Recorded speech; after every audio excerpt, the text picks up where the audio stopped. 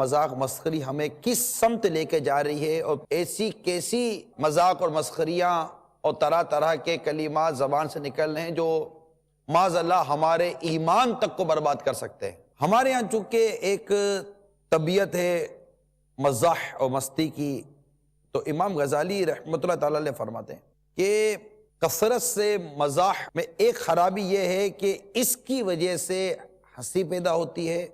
اور زیادہ ہنسنے سے دل مردہ ہو جاتا ہے، اور بعض اوقات دل میں بغض پیدا ہو جاتا ہے، نیز اس کی وجہ سے ہیبت اور وقار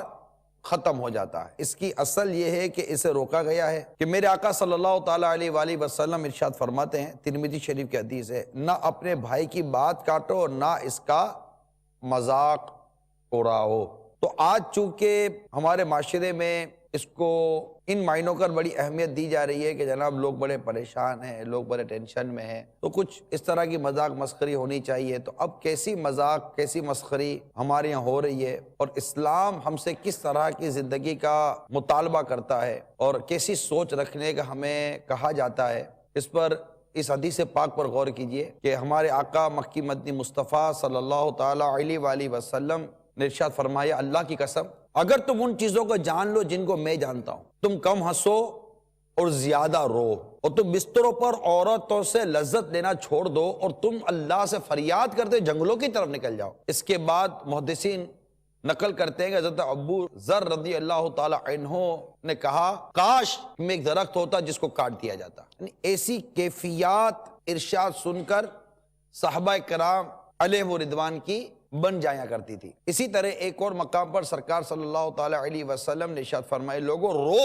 اگر تم کو رونا نہ آئے تو رونے کی کوشش کر کے رو، کیونکہ دوزخی دوزخ میں روئیں گے، حتیٰ کہ ان کے آنسو ان کے چہروں پر اس طرح بہیں گے گویا کہ وہ نہریں ہیں، حتیٰ کہ ان کے آنسو ختم ہو جائیں گے، پھر ان کا خون بہنے لگے گا، اور وہ خون اتنا بہ رہا ہوگا کہ اگر اس میں کشتی چلائی جائے تو وہ بھی چل پڑے۔ یہ کیفیت ہوگی کہ رونے والی آنکھیں مانگو، رونا سب کا کام نہیں ہے، ذکر محبت عام ہے لیکن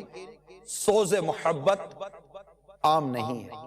ہمارے آقا صلی اللہ تعالی علیہ وآلہ وسلم نے بھی مزاح فرمایا ہے، مگر خود اپنے اس عمل سے متعلقہ فرماتے ہیں کہ میں مزاح کرتا ہوں لیکن حق بات کے سوا کچھ نہیں کہتا۔ کہا اس کو تو بالکل منع کیا گیا، وہ جیسے وہ نہیں آواز سے جو ہنستے ہیں، کمرے کے باہر ہو تو آواز آئے گی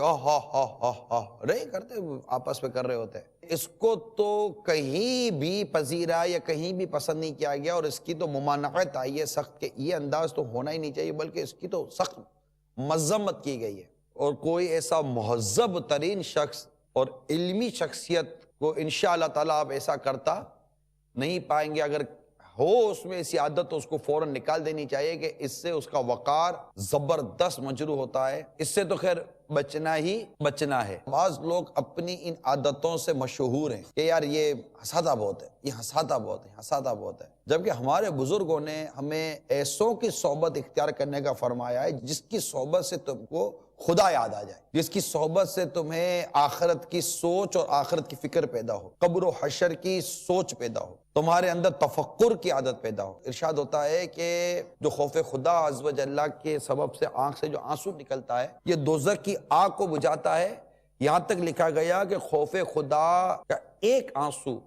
1000 دینار خیرات کرنے سے بھی افضل ہے۔ فی زمانہ جو انداز ہم نے اختیار کیا ہوا ہے ہنسانے کا، تفریح کا، اس کو بھی جیسے کہ ایک ہم نے ایک انڈسٹری کا نام دے دیا، جیسے کہ لوگ کہتے ہیں نا کہ وہ موسیقی روح کی غذا ہے، اس طرح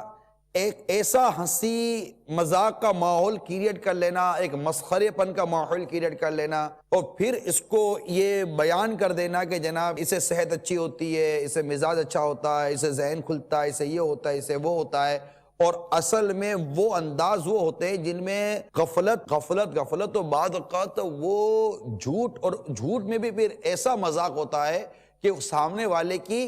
عزت سے کھیلا جاتا ہے۔ جیسے کہ اگر میں اس کا مذاق اڑاؤں گا تو آپ کو ہنسی آئے گی، میں اس کی نقل کروں گا تو آپ کو ہنسی آئے گی، میں اس کو جب تک 2 ٹکے کا نہ کر دوں آپ کو بھی ہنسی نہیں آئے گی، میں اس کو ذلیل اور رسوا نہ کر دوں تو آپ کو بھی ہنسی نہیں آئے گی۔ تو کسی کو ڈیگریڈ کر کے، کسی پر تنقید کر کے اس کا منہ اتنا سا ہو جائے گا، پھر اس کا منہ دیکھ دیکھ کر لوگ ہنس رہے ہوں گے اس کا منہ دیکھو دیکھو کیسا گر گیا، اور وہ مطلب کہ خود اس مجلس میں اس محفل کے اندر مسخرہ بن کر بیٹھا ہوا ہوتا ہے، دل آزاری الگ ہو رہی ہوتی ہیں، سامنے والے کے دل میں کینہ و بغض الگ پیدا ہو رہا تھا۔ ظاہر ہے جب کسی کو آپ 4 آدمی کے سامنے ذلیل کریں گے، چاہے بھلے آپ نے ہنسی کے نام پر، مذاق کے نام پر اس کو آپ نے ڈیگریڈ کیا، وہ اس کو پسند تو نہیں نہ کرے گا۔ جب پھر اگر ایسا نہیں ہے تو بندہ کو ایسے لطیفے سناتا ہے، ایسی باتیں بیان کرتا ہے مستی مذاق کے نام پر جو جھوٹ پر بھی مبنی ہوتی ہیں، یعنی یوں آپ اس کو سمجھیے، حدیث پاک میں ہے کہ ایک شخص کوئی بات کہتا ہے جس کے ذریعے وہ اپنے ہم مجلس لوگوں کو ہنساتا ہے، لیکن وہ اسے ثریا ستارے سے بھی زیادہ فاصلے تک دور جہنم میں لے جائے گی۔ اب اللہ کی نافرمانی کے جب جملے بولے جائیں گے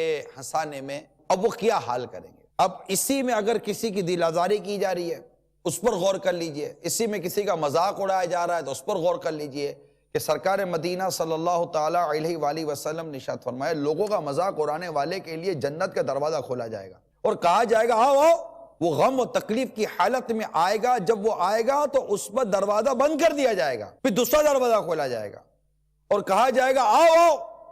وہ غم اور علم میں آئے گا، جب وہ آئے گا تو اس پر وہ دروازہ بند کر دیا جائے گا۔ اس طرح مسلسل ہوتا رہے گا یہاں تک کہ اس کے لیے دروازہ کھولا جائے گا اور کہا جائے گا آؤ آؤ،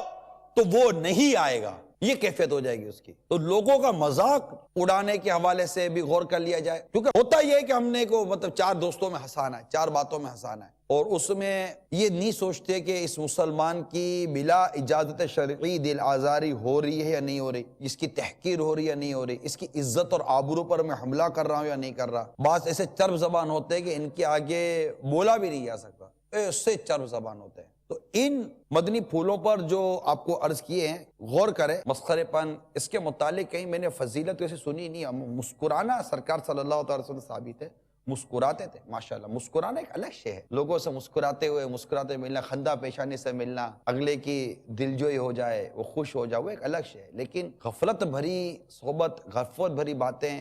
اور پھر مذاق و مسخری کے انداز کو اختیار کرنا، پھر ایسا مزاج جس سے جھوٹ اور دل آزاریاں اور اللہ کی نافرمانیاں ہوتی ہوں۔ صحابہ کرام علیہم رضوان میں بھی مطلب اس طرح مزاح کا انداز تھا، بلکہ سرکار صلی اللہ علیہ وسلم کو تو انداز اتنا پیارا تھا کہ صحابہ کرام علیہم رضوان بات کر لیتے تھے اس طرح کے۔ حضرت صہیب رضی اللہ تعالیٰ عنہ کے بارے میں پڑھا کہ سرکار صلی اللہ تعالیٰ علیہ وسلم نے حضرت سیدنا صہیب رضی اللہ تعالیٰ عنہ سے ارشاد فرمایا تم کھجوریں کھا رہے ہو جبکہ تمہاری آنکھ میں درد ہے۔ حضرت سیدنا صہیب رضی اللہ عنہ نے عرض کی میں دوسری طرف سے آقا میں دوسری طرف سے کھا رہا ہوں۔ یہ سن کر میرے آقا صلی اللہ علیہ وسلم مسکرا دی، یعنی یہ ایک مزاح تھا نا کہ تمہاری آنکھ میں درد ہے، اگلا کہہ دے کہ جیسے مثال کے طور پر آپ کی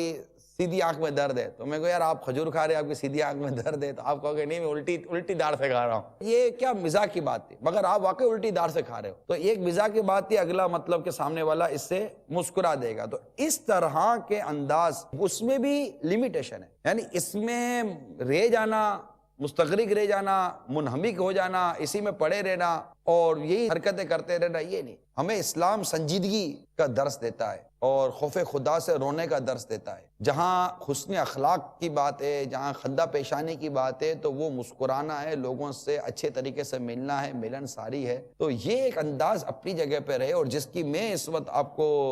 مذمت بھی بیان کرنا، اس کو ہر ذی شعور سمجھ سکتا ہے کہ وہ کیا ہے۔ پھر اسی مذاق میں بعض اوقات بندہ پھر لوگوں کو آڑ دلاتا ہے، اس کی غلطیوں پر آڑ دلاتا ہے، اس کی خطاؤں پر اس کو آڑ دلاتا ہے، اس کے گناہ پر اس کو آڑ دلا دیتا ہے، کہ اس کو بھی مذاق اڑانے اور تمسخر کرنے کے باب نقل کیا گیا ہے کہ سرکار مدینہ صلی اللہ تعالیٰ علیہ وسلم نے ارشاد فرمایا جو آدمی اپنے مسلمان بھائی کو اس کے کسی گناہ پر آڑ دلاتا ہے جس سے وہ توبہ کر چکا ہو، تو آڑ دلانے والا مرنے سے پہلے اس میں مبتلا ہوگا۔ حضرت ابن عباس رضی اللہ تعالیٰ عنہما فرماتے جو شخص گناہ کر کے ہنستا ہے وہ جہنم میں روتا ہوا داخل ہوگا۔ یہ بیجا جو ہنسی مذاق کی جو عادت ہے نا، اس سے ہمیں جان چھڑانی ہے، اور پھر جب یہ ہنسی مذاق بڑھ کر جب ہمارے ایمان پر حملہ آور ہو تو اس پر پھر غور کرنا چاہیے۔ تو بندہ جب اپنی آخرت پر غور کرے اور ان تمام چیزوں پر غور کرے جو اس کی غفلت کا پردہ چاک کرے، تو امید ہے انشاءاللہ تبارک و تعالی وہ ان معاملات سے بچے گا جو اس کو غفلت میں ڈال دے، ایسی ہنسی سے بچے گا، ایسی مذاق سے بچے گا، ایسے انداز سے بچے گا جو اس طرف اس کو لے کے جائے۔ مقبول جگہ بھر میں ہو